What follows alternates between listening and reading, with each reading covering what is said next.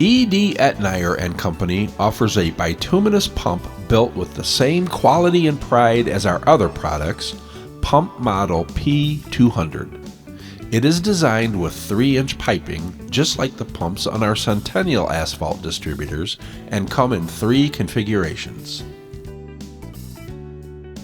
Trailer-mounted P200s have a relief valve. They are driven by a Kubota Model D 902 3-cylinder, 4-cycle, water-cooled diesel engine with 20.4 horsepower at 3,600 RPM with electric start. The trailer-mounted P200 has 2 3-inch Etnyre quick couplers, a towing tongue, 2,000-pound axle, and 4-ply tires. Its weight is 1,100 pounds uncrated.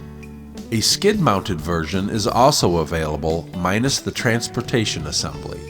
Its weight is 950 pounds.